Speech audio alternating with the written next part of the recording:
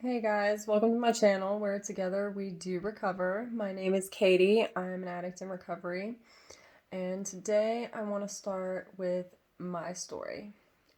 So for this video, I'll start with step one and tell you about what that looked like for me, like before I started step one and when I got there. So, step one is we came to see that our lives were unmanageable. And my story is about the same as everyone else's. Um, I was so deep in my addiction at the end that I would do anything to stay there, just suspended in nothingness, doing nothing, basically, going nowhere in life. And I would do anything to keep from living my life on life's terms. Um, and that's a big recovery phrase there, life on life's terms. That's a really hard thing for addicts to come to terms with, and that was a big one for me, life on life's terms. And so for me, when I was using, I lied about any and everything. It didn't matter whether I needed to lie or not. I just had to keep the practice up so that I could lie like a professional when the time came that I needed to lie. Um, and I would I would cheat people, honest, hardworking, very good people out of anything, out of house and home, um, just as a means to an end.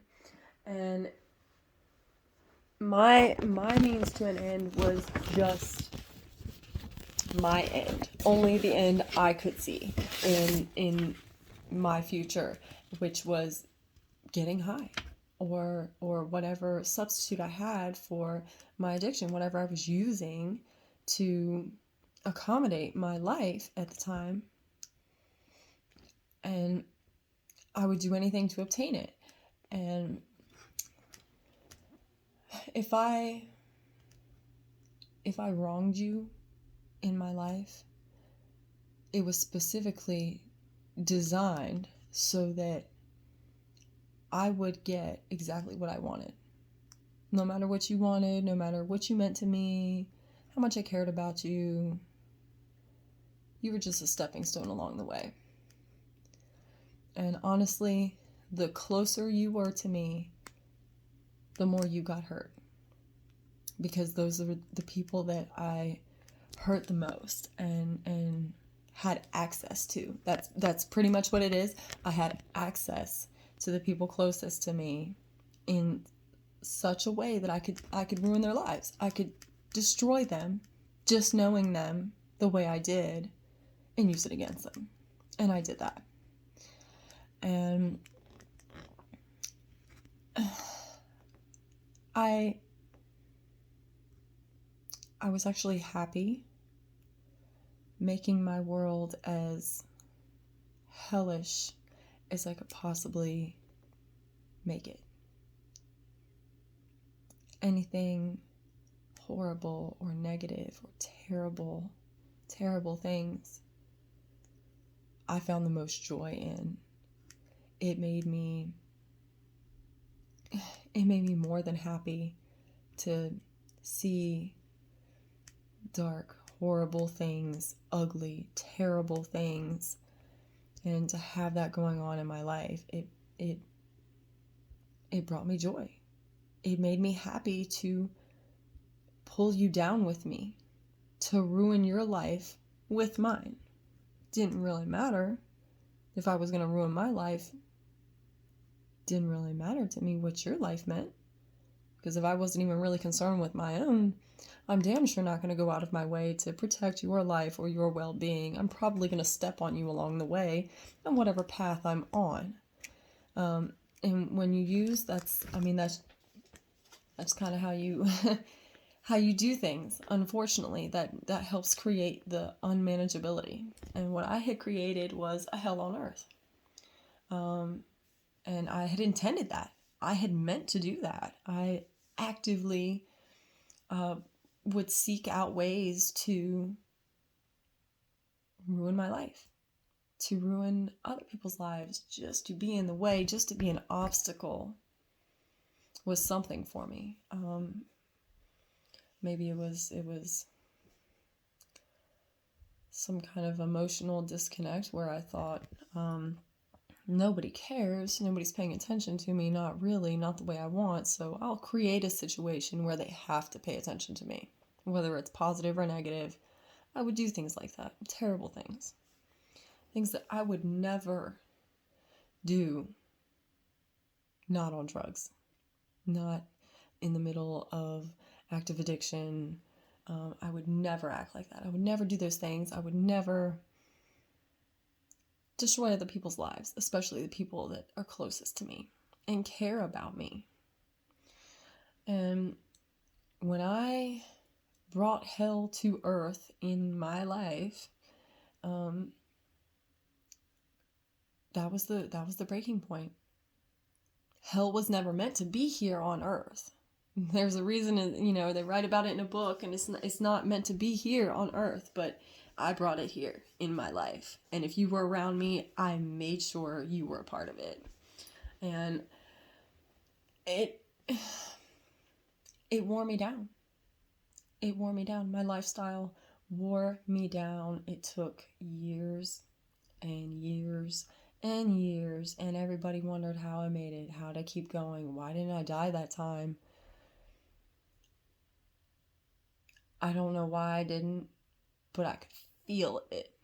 I could feel that I was doing that to myself. And I knew that was what rock bottom was. My spirit, my soul, there was nothing left. It felt like there was nothing left. My soul was beyond exhausted. And I knew there was nowhere to go from there. There wasn't even further down that I could go. But there was up. I just didn't know what that looked like. I didn't know how to get there. But I knew my life was unmanageable, and I had just hit rock bottom, and I needed to learn how to surrender. And that was a big deal. I had to go to, sometimes I had to go to people I didn't know, that I'd never met. And even worse still, I had to go to people that I did know, that did know me. People that I did terrible things to. And I had to go to all these people and tell them, I'm a drug addict. I have a problem, and I need your help to get better. I realize I've ripped you off along the way the whole time, but I need you to stand up and help me now. That was a big thing. That is a huge leap. You have to have tremendous faith in yourself to take that leap. It's there. You just have to activate it. Don't be scared of the consequences. The worst that's going to happen is nobody's going to help you, but I will.